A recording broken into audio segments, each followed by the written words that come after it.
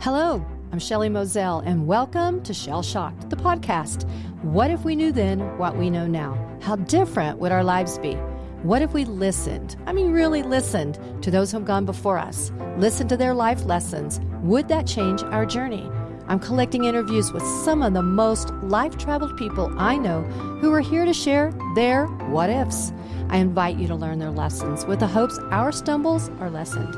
I share with you a collection of great teachers. If I knew then what I know now, your new journey begins right now. It's 5 o'clock somewhere, and today I have another very, very special guest, Kimberly Brenner. Kimberly is a relationship coach, an author, and she's a self-titled The Gutsy Goddess. Kimberly and I connected instantly because we are very like-minded. We have spoken about maybe traveling together and doing some conferences together. Her specialty is relationships. We've talked in depth about what we want for women. We want women in business. We want more for women in their personal lives, and you want more for women in love. I believe you're really going to enjoy this podcast. So let's get started. If I knew then what I know now. Welcome to the show, Miss Kimberly. Well, thank you very much, Shelley. It's 5 o'clock somewhere. I know. Amen. Toast. Amen. So let's get right to it. So we want to ask our listeners, grab something to drink and salute with us. I think they should. Absolutely. They should know that by now. They know that I drink, and now they know that you drink. It's that time of the day. Absolutely. So let's move right in, Kimberly. You specialize in love. I do. In fact, after each one of my talks, I always tell people to remember to be love, not just to look for love, not just to be loved, but to be love, to be it every moment of the day. And, it's so interesting. When I work with couples and they start falling in love with each other again, I give them a warning. Here's the warning. You're going to be very attractive now to the opposite sex. When we're in love, we exude this energy. And I know, I'm an older woman, but yet when I go to the grocery store, men check me out. They check me out because I'm in love. They can see it. You wear it well. Absolutely. So I really am be love. Absolutely. And I want this for other women too. Unfortunately, other women struggle a lot in their relationships. And my job is to help them conquer that struggle, figure things out. And, when I think about your podcast about what do I want to know back then, right? I got to tell you, I ruined my marriage. Let's talk about that. You and I didn't get to the age we are today, and we didn't get through the relationships that we've floated through, stumbled through, fell down through. Yeah. I call some of them my effed relationships. And I mean I don't want to say the word failure because we learn from everything, but they're my fall down relationships. And everything isn't meant to be successful. For everything there is a season. And so take me all the way back about what you learned about your relationship that was phenomenal. And then it wasn't. Okay. And I won't tell the rest of the story for you. But I want you to tell people what makes you so good at what you do. Because you didn't just read a book. No. Actually, as a therapist, as a coach, I've worked with, I can't believe it, I totaled it all up, 13,000 people. That's a lot of people. My goodness. That sat across me that I helped them with a relationship, whether it was with their spouse, with their kids, with their mothers. The mother-daughter relationship is always so juicy. In-laws. Yes, it is. I have a daughter. It's lovely now, but we went through some juicy. Absolutely. Yeah. And nobody teaches us this. Right. Nobody. No roadmaps. There isn't. There really isn't. But I made it very difficult for my husband to marry me. I did. I was not an easy catch. He had to work really hard for me, right? Yes. But here's the thing, Shelley. I can look back and go, I was a girl. I wasn't a woman back then. I was a girl. Now, how do I define girl? Okay. It was all about me. Had to be my way. And God forbid if my husband said anything about what I was doing that he didn't like, he'd have hell to pay. Wow, you were rough. I was. Yeah. You know, the B word. Yeah, you were? Oh, I was. I don't see that in you. No, I tell you what happened. So after 18 years of doing this with this man who loved me, basically I blew the flame out of our relationship. Ooh. He wasn't interested in me anymore. And of course I blamed him. It was his fault. I never could look at what was I doing. So he was done. I was done. And we actually went to a marriage counselor back then. We went for 3 sessions, and this woman sat there and let us fight. Wow. That's all in we front did. of her? You just fought in front of her? Yes. Okay. Never stopped us, just let us fight. And after the 3rd session, my husband and I looked at each other and said, well, if she can't help us, nobody can, right? Give up. And so we did. We gave up. I gave up on the marriage. He gave up on the marriage. Wow. And so I divorced him after 18 years. Wow. And we were divorced for 7 years. And I call him up one day after I realized that it wasn't him, it was me. Because all the guys I dated at the time, they wouldn't put up with my crap. So I started, oh, maybe it's me. Maybe it's not Steve.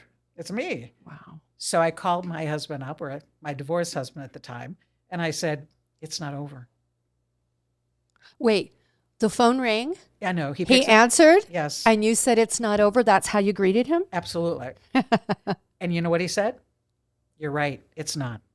That he came back with it that quickly. Yes. So you had both been thinking of each other for a long length of time. Yes. This was really interesting. You know, when I asked people, would you remarry the guy you divorced? And I get a resounding no from people, you know. But in this case, it was we needed to be together, but I needed to be a woman and not a girl. And one of the first things he said to me when I came back to him was, when you hurt me, I'm going to tell you. I never did. And of course, if he would have said it early in my marriage, I would have dismissed it. I would have said, you're crazy. I'm not doing anything wrong. And that was me being a girl. And women don't want to often hear that they're doing something like, oh, don't blame me. It's not my fault. But I think we need to take 2 steps back and kind of evaluate. How are we treating him? You know, are we being fair, understanding, compassionate, willing to be wrong? Willing to be wrong.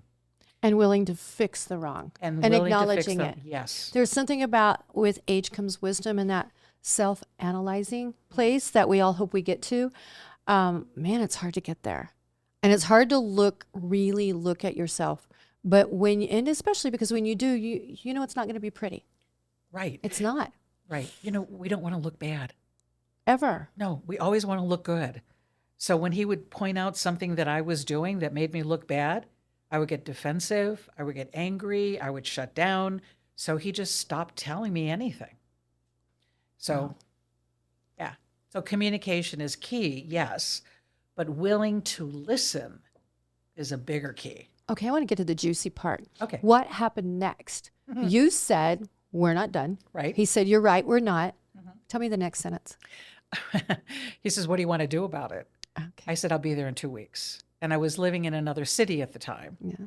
And so he goes, okay. And I packed whatever I could in my car. And I drove 2 days, solid 2 days from Atlanta to El Paso. Wow. And got there and got here in El Paso, and I haven't left, and it's been 30 years. So basically, when we celebrated our anniversary, it was 50 years of being together. Wow. And unfortunately, he passed away in 2020 from COVID. I'm so sorry. And that was weird to call myself a widow, you know. But somebody last week called me the boss widow, or gutsy widow, or whatever. But yeah, it's okay. I have great memories. And you spent that last good time with him. Totally. So I spent those 30 years where I was a woman to my man, and he was always the man. But I didn't see it. I didn't recognize it. So when you talk about what I wish I knew then, I wish I would have known how to treat my husband in a way that I didn't kill my marriage. You know, someone once told me, and I hope I get this right, that it's easy to be married, which is a giggle. And they said, they said, a woman just needs to treat a man like he's the king. And if you treat your man like he's a king, he will treat you like he's a woman, or that you're the woman and the queen. And when you think of that, it sounds cliche, but I put a lot of thought into that. And you think, if you treat a man in every angle like he's your king, I think it works. I think it works that if you're talking with two healthy individuals. You know, the thing about the work that I do, we talk in a word like king, but I want to ask the person, what's the behavior that when you see that behavior, you would label it as king? And when we start talking behavior, then two people can understand each other better. But your idea of what a king or treating somebody like a king is going to be different than me thinking that way, which is why people get their feathers ruffled. Like, what are you talking about? You know, am I supposed to bow down to him? And all of that. But the behavior is, and sometimes I use the metaphor, how do you treat your boss? Do you just barge in? Do you tell your boss what to do, how to do it? No, you don't. You go in with respect. You come up with ideas, and what do you think about this? And, you know, I really appreciate what you did. If we could use that kind of interpretation or language or speak with our partner, rather than just assume, well, he's married to me and he's my husband, and there's a possessiveness about it, it doesn't work that way. You know, I think a lot of people will find, the people that really know me will find it strange that I will talk about a man's place and a woman's place, because I think we all have specific places and specific needs. And I'm going to get really raw because that's what I am. So you've got this great cowgirl outfit on, and I come from a ranch background. I'm a cowgirl through and through. And so a lot with, when you're a cowgirl, there's a lot that's rough and tough about what you do. Absolutely. And I look back and think a specific relationship that I have in mind right now, I castrated that guy and I never meant to. But I look back and I remember when I got done, not realizing what I was doing because I was trying to be so perfect and so good. And I took over. I castrated him and I didn't give him his place. And the second I look back and really do an analysis on myself, I want to know what went wrong, what I did wrong, how I never do it again. And I came to that conclusion, and it was a rough sit in the dark. Where did that relationship go wrong? And what was my part in the relationship? Because that's all I can own is my part.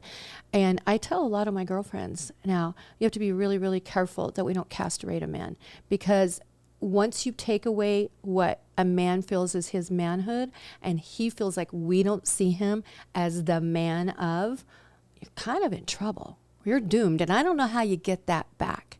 Talk a little bit about that, because you probably didn't go so far that you castrated someone, because that's an ugly word. But there's a lot of damage done when you say goodbye and you walk away, and there's 7 years of you dated, he dated, whatever happened in between, trying to come back and erase all of that out, but to come back and fix a marriage. How did you do that? Well, those years that we were divorced, I did date a lot. And I'm telling you, all of these guys that I dated, because I wasn't the one for them, they weren't in love with me like Steve was, they weren't going to put up with it. But because Steve loved me, he put up with it because he didn't want to lose me. And women need to understand that. So they take a little bit more liberty, I think, with their partner, because my partner loves me and doesn't want to leave me. So we push it a little bit more.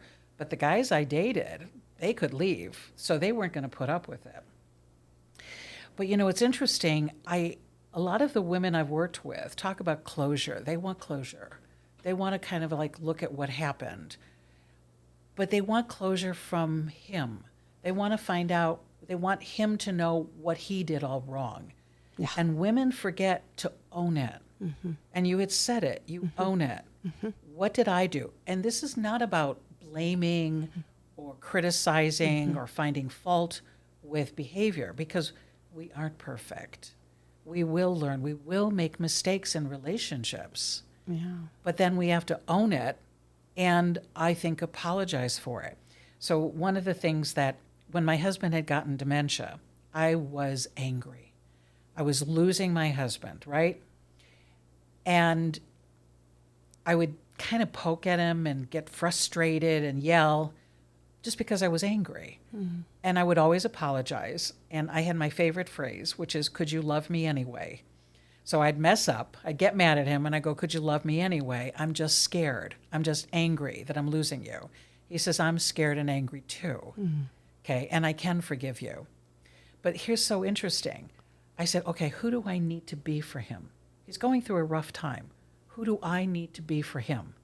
Well, I need to be kind. I need to be patient. I need to be understanding, all of those things.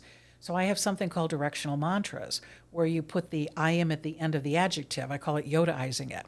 So it was kind I am, patient I am, understanding I am. And I would just sit with that and I would become it. And I realized at some point, I thought I was doing it for him. But I was doing it for me, because when I was finished, where I was really embodying all of that and treating him kinder and not being afraid, I liked myself better. So I have wedding magazines. Oh. And that's my favorite magazine. I mean, everyone loves love. I'm a hopeless romantic. I love seeing people in love. I love seeing people hold hands. I love seeing people kiss.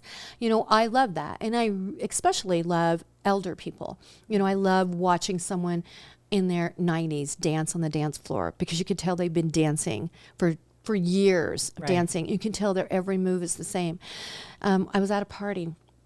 This was a few years back, and there was an elder woman and man, and they were late 80s, early 90s, and they were sitting out by the fire at this party.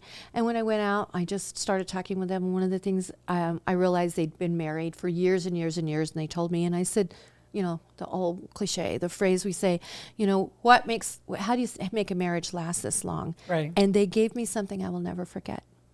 And he spoke up first. And she was obviously the dominant. She was the stronger. She was in charge. But he spoke up, and that's when he took his kingness, if you will, and he took hold, and he said, from the very beginning, this is what we've done. If one of us hurts the other one, the person who is hurt has to come in and say, you have hurt my feelings, and this is what you did that hurt my feelings. Which, when you try to do that, it's a tough one. It's hard to come in and admit your feelings were hurt, because we want to bark.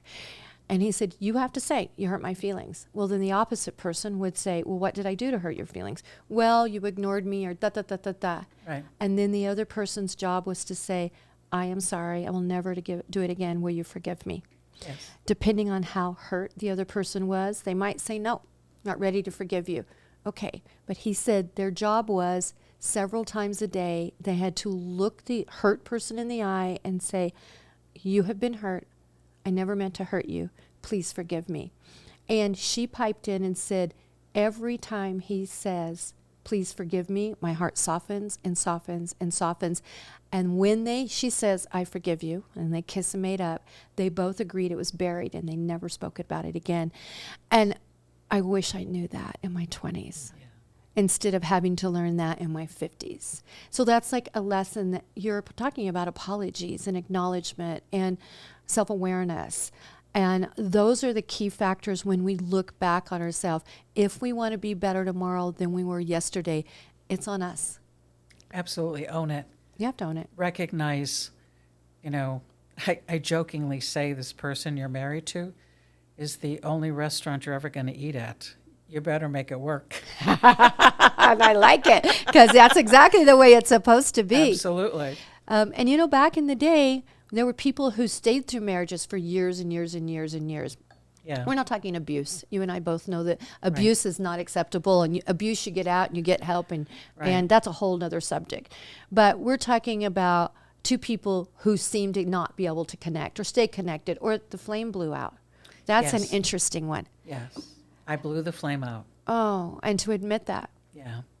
I owned it. But I don't regret the divorce. So if anybody's listening and, well, I shouldn't have divorced him and we could have worked it out, I don't regret it. Because when I made the decision, I made what I call a gutsy decision. And when I talk about decision making, there is no right or wrong decision, only a decision you make right. So I Ooh, made it. say that again. There is no right or wrong decision, only a decision you make right. Love it. So I made it the right decision, and we made it together. And this is the other thing that I help couples with, to make the decision together so that the children don't feel they have to take one side or the other, that they see both of their parents happy because they agreed on something. Okay. And when we agreed to come back together again, we made the decision together. And I never even had a thought in my head, what would have happened if Steve says, well, that's too bad. Oh, Never had a thought in my mind. it never crossed your mind It that he didn't. might not want you back? That's right. It was weird. The damage might have been done? It was. And if I would have handled it if it was. But when people hear my story, they're going, oh my God, that was really gutsy. But that's how to live life. You make a decision and you make that decision right. Tell us how you got the name Gutsy Goddess. I have no idea. I don't. Other than the fact that I talk about the 4 stages that women go through. The first one is a maiden. When you're living at home, you learn to let your parents love you. You learn to surrender to them, and that's being a maiden. Think about all the Walt Disney movies, right? Okay. The maiden. Right. Then you leave home, and you start exploring the world. What do you want? What do you like? What do you not like? That's called the explorer. Once the woman finds out who she's all about, and sometimes she has to have her own boundaries, and this is who I am, then she moves into the provider. That's the best time to get married, because then the person that's marrying you knows who you are. You're taking a stand for, this is how I would like my life. Do you want to participate in it? So the provider, and then the last phase is when people admire you as a provider, you become the goddess. And so when I would tell the story about my life to my clients and stuff, they go, oh, you're more than the goddess. You're the gutsy goddess. Oh, I love it. Yeah. What a good name. So that's how I became the gutsy goddess.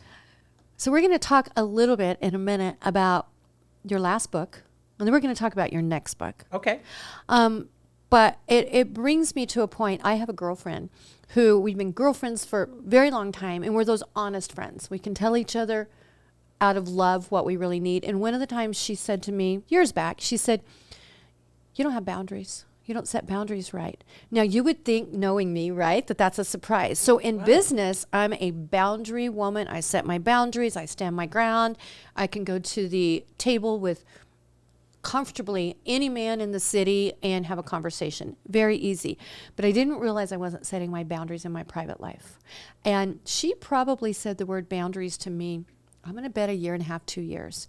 And she meant healthy boundaries. She meant be able to say, this I will accept, this I will not accept, and quit drawing those gray lines of, well, everybody's not perfect, and those red flags that we know are there. Right. But we don't acknowledge them because we've been in a relationship too long, although we might not be married yet. The next move is, oh, well, you're supposed to get married. You've dated for 4 years. Right. But there weren't boundaries.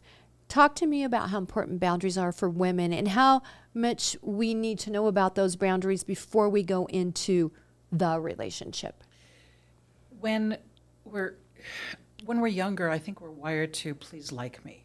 Ah. So we go into relationships being polite, not being really honest, like we don't want to be rude.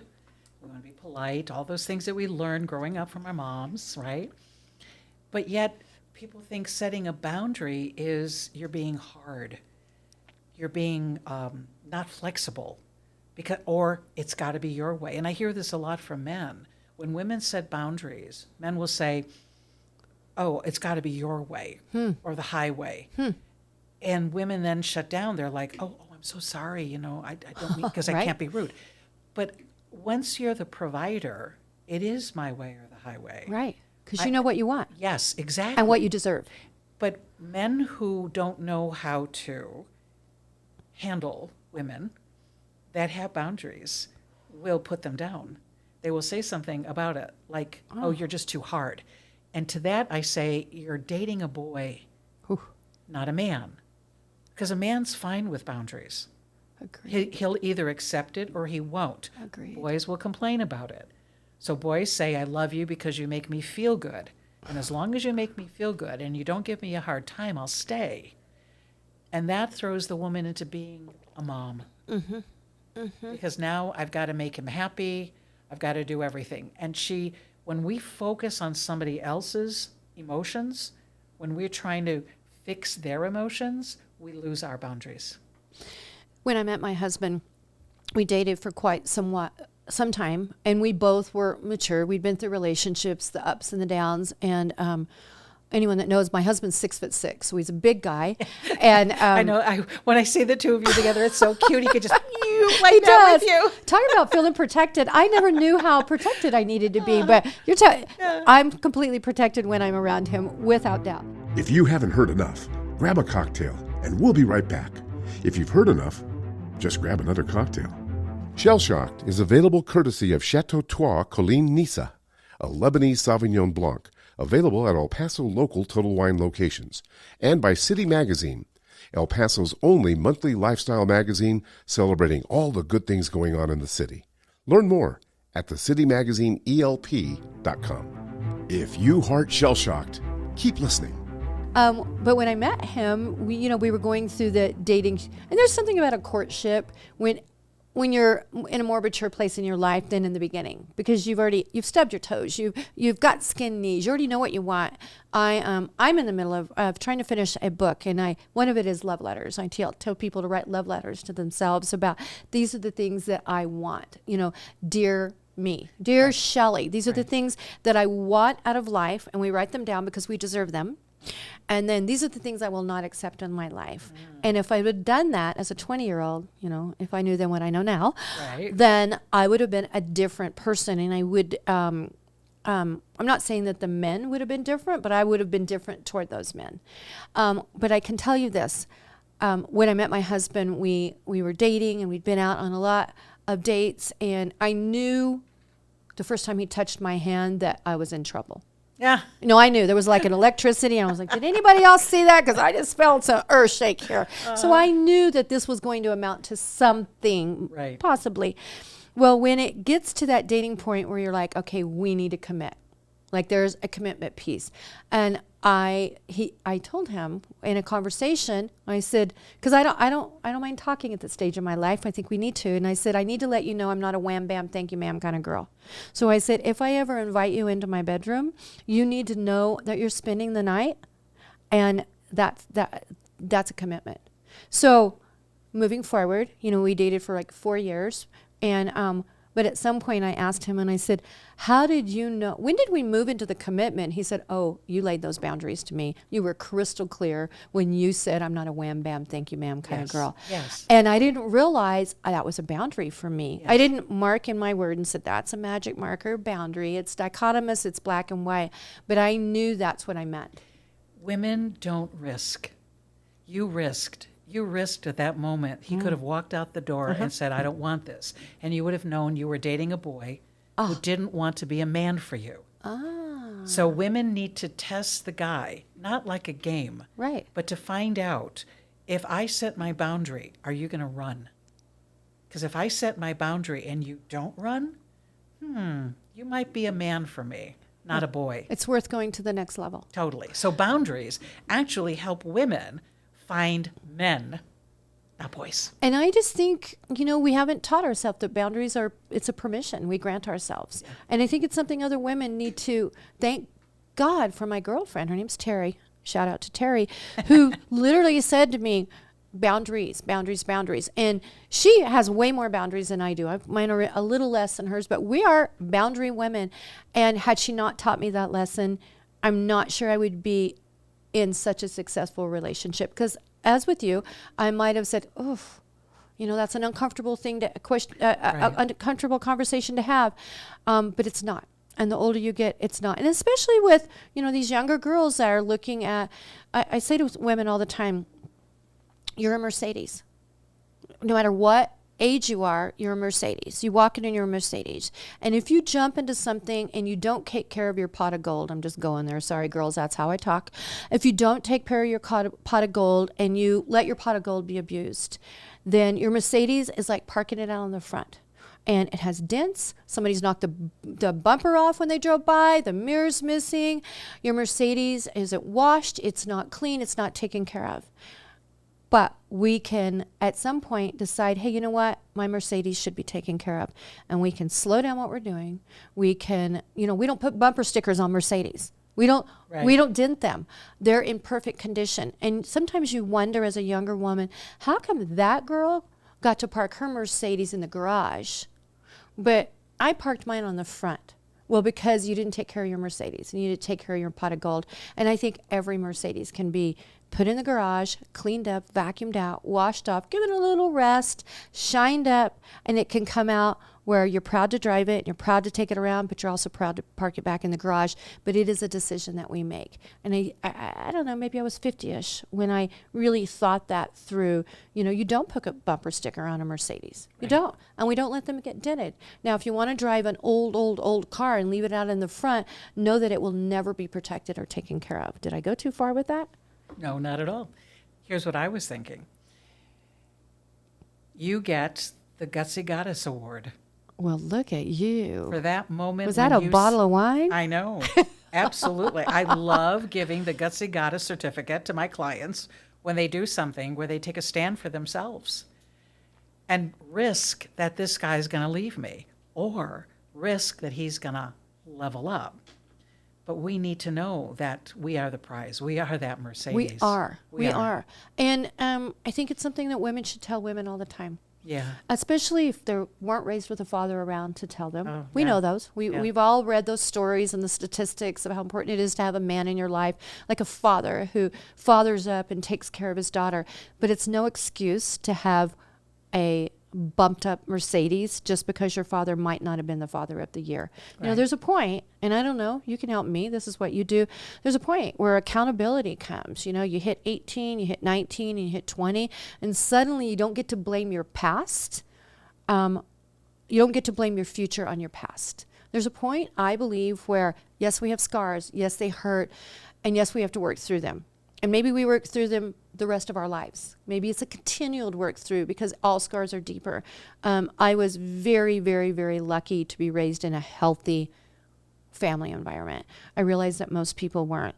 But I also know there's a point where girls should be able to stand up and should be able to stand for themselves. And if they can't, we as sisters need to help them stand up with strength. What I'd like to share with your audience is if you have a thought about your worthiness or I'm not enough based on maybe how people treated you, where you weren't good enough to be a girlfriend, you weren't worthy, whatever it may be, to use my directional mantras and what I would call Yoda-ize it. You put the I am at the end of it. So I want you listeners to say, enough I am, worthy I am, and you'll own it. You'll own it. So worthy I am to have my Mercedes parked in the garage. I love it. Enough I am to set boundaries. And they own it. Rather than if they were hurt when they were growing up as young girls and the family or somebody didn't respect their Mercedes and they didn't know any better, then the girl is taught not to respect her Mercedes. And so for them, absolutely. Enough I am. Worthy I am. Special I am. Important I am. I can't tell you how many times I hear women say in their own marriage, I'm not important. He doesn't treat me like I'm important. And I ask them, do you treat yourself as important? That's the key. It is. Because you want him to do something you can't do for yourself. And if they can own it, like you're right, I don't treat myself as important. And then what's the behavior that I would be doing that would say, send the message, I am important? Every person I know, there's a time in their life where they need therapy. Now, I came from a therapist background, so I'm just going to say that we were taught to stop and think. Like when we went to the corner, we were told, think about what you just did. And when it wasn't just a thought, I mean, it wasn't just a comment. It was a go to the corner lesson. and lesson It was a and lesson. think about what you did. Yeah, and yeah. you come out of the corner when you feel like you're ready to apologize for the person you harmed. Yeah.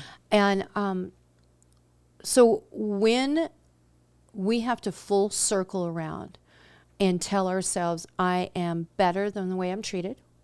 I am, hey, that's in business. That's in girlfriend relationships. I remember my 50th birthday, I think I said, I don't want to surround myself with anyone that sucks the life out of me anymore. And I don't. I'm very good. I have a circle of friends that are an eternal shout out to Melissa. I've been with Melissa since, oh my goodness, Melissa and I were Melissa. both, hey Melissa, but Melissa and I were both pregnant and knew each other before we had children. And we have walked, oh my gosh, 5 years of that girlfriendship. Look at me, I'm going to cry. We've walked that together and we've held each other up together. Yeah. And there's that. As a woman, that's our job. It is our job to find other women, pick them up, help them up, keep them up. And there's no shame in going to therapy. You know, every time I've ever walked out, and I don't live at a therapist, I'll go 4 or 5 years, but sometimes I need a checkup.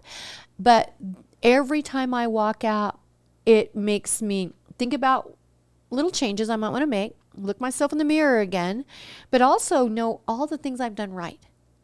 Yes. I get to look. I actually had a guest recently that one of the things I told her that I do, and I'm going to quit talking about this because I can't talk every time about this, but at night when I go to bed, it's usually with a glass of wine, and I'm, hot tub, depending on where I am, a hot tub or a bathtub girl, but it is my time. And I sit and I think back and I think about what did I do wrong?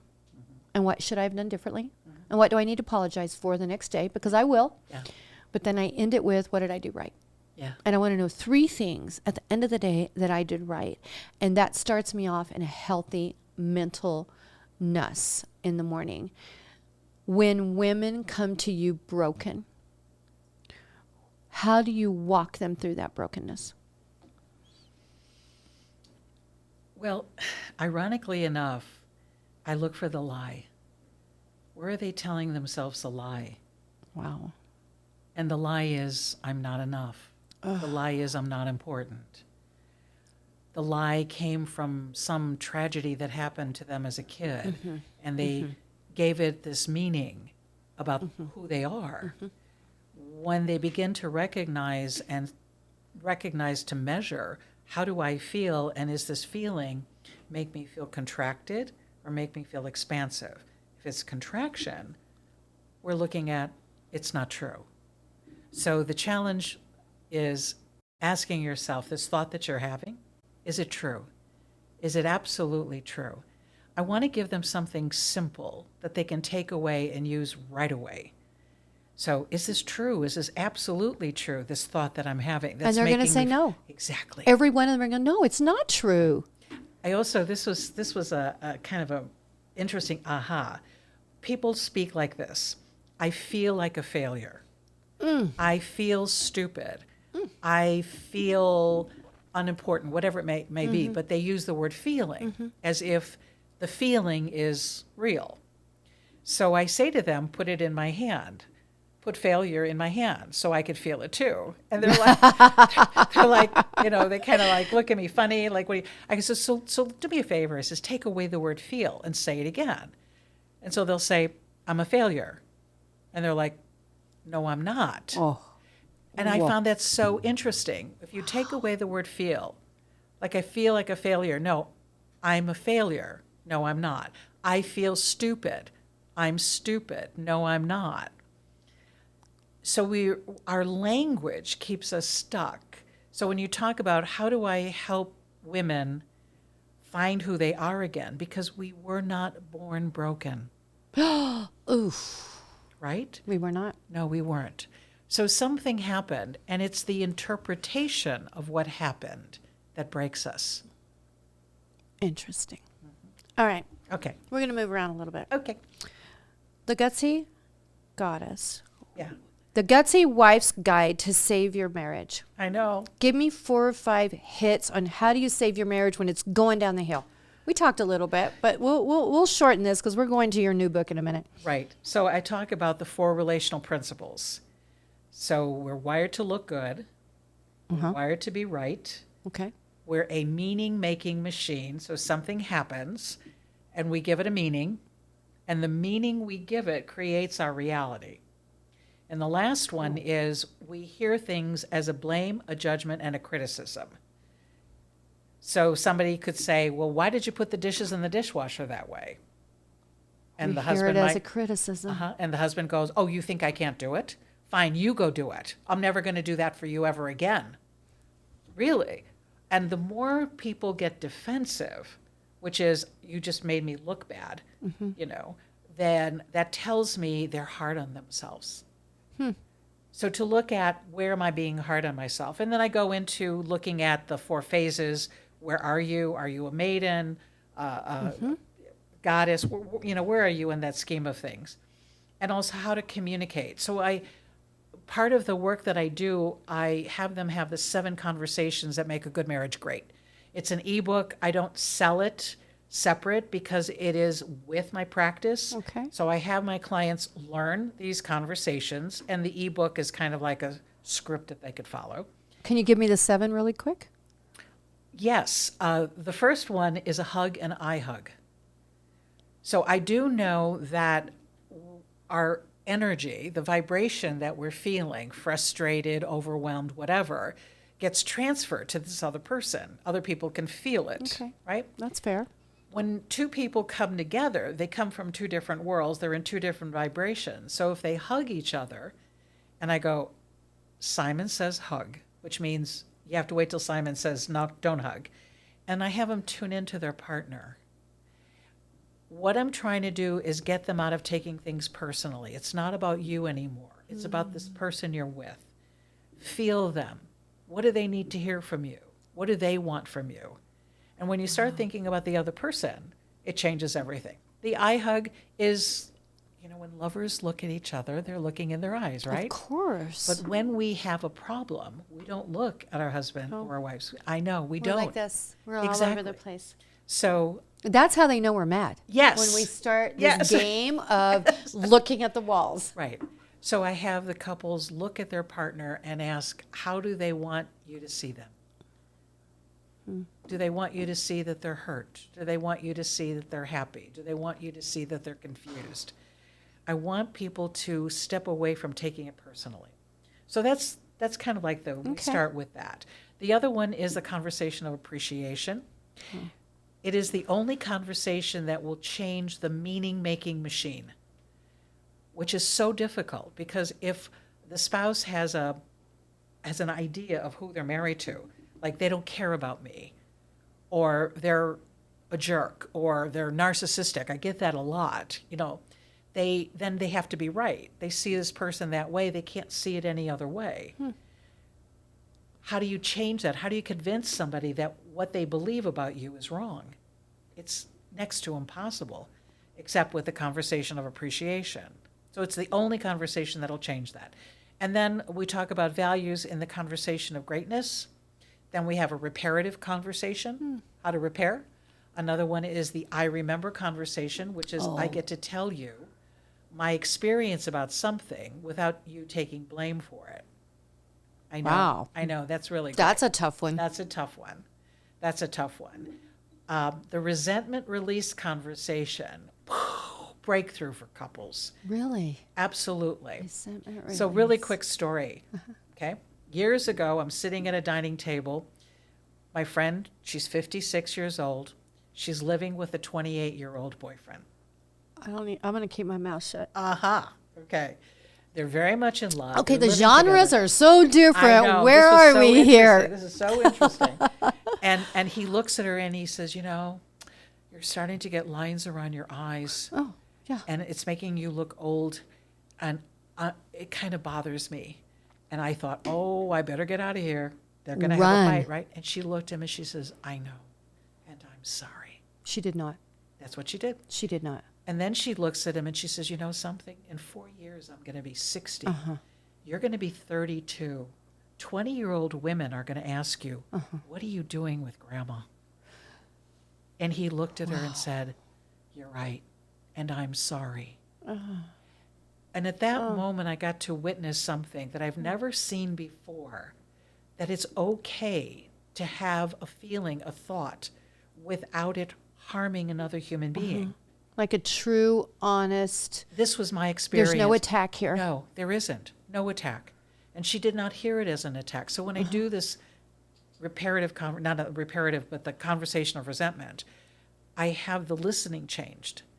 So their listening changes to, this is what's keeping your wife from letting you love her. Own it. Be there. Stop taking it personally. You didn't do anything wrong. Because she's making it mean from wherever she's making it mean. Yeah. Yeah.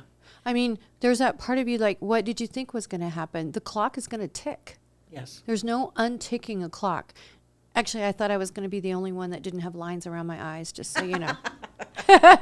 Darn it. I know. I don't care how much Botox you get. 28 years old? He is not 28 years old. Okay. No. Right. Those are boundaries. Yeah. But it's back to the love letter I would have written to myself. What age bracket did I want to keep within? All right. So that's a little bit This is about what's in the book. What's in the book right now? Yeah. Let's talk about the book that I'm excited to read that's coming out, and you can't wait to release it. I know. Tell them the title of the book. Shall I stay or shall I go? Shall I stay or shall I go now? Navigating a big decision in your marriage. Yeah. Yes. And I've had all the women that I've interviewed read the interview. And what was interesting is the response I got back was, oh my God, I didn't realize how much I grew. So when they reflected, like, I'm sure they would look at this and go, I wish I knew then what I know now. I don't think I would have stayed with him as long as I did, or I would have helped him make the changes sooner. I wouldn't have had to go through this. And, you know, it takes, when I ask women who've left their husband, how long did it take you to make the decision? 6 years was the average. So for 6 years, this woman is carrying around this, do I stay? Do I go? What do I do? So I needed a way to help women get to a decision. Again, there's no right or wrong decision, only a decision you make right. To get to the decision definitively and know what their partner is going to do. But most women are like, well, I want to change him, or I have to wait until he changes so I can make my decision. They don't set those boundaries. They don't risk. And so I talk about two decisions. The first decision is the definitive. You make a decision, stay, go. And then you see what he does. Whether he fights for you or not? Correct. Whether he just goes back to the way it always was, no changes, oh, she didn't leave, everything's fine, then you know. And then if you leave and he's doing everything he can to be the person that you need him to be, then you come back like I did. Well, because men are historically warriors. Yes. They fight for what they want. Yes. They want to be the king. Yes. But they fight for what they want, and they want their queen to be treated as a queen. I just think, I believe that men really want that. The majority of healthy men. So tell us when it's time to leave. When you're looking at a relationship and you've been through your 7-year itch or the 6-year or whatever that timeline or whatever we're going to call that, when you've been through that and you know it's time to leave. And by the way, the Baptist and the Catholic are going to attack you right now because a lot of people don't believe in divorces. But there are some times when leaving is the best thing. Help me through that. I look at divorce as a solution to a perceived problem. And it's really important that the person who is thinking about divorce identifies, they both have to identify correctly what is the problem, and is divorce the only solution for this? So let's say that one of the spouses is abusive and they refuse to get any help. Yeah. Totally refuse to get any help. Even in the Catholic faith, they believe in divorce. People are shocked to hear that, but they do. Because if the person says, I'm not interested in being your partner, I'm not interested, I'm here selfishly, I'm going to do what I want to do, I'm going to drink, I'm going to do drugs, I'm going to be with other women or other men, I don't care about you. Well, that's not a marriage. So the woman would say, well, what's the solution? We're not married because he doesn't want to be married.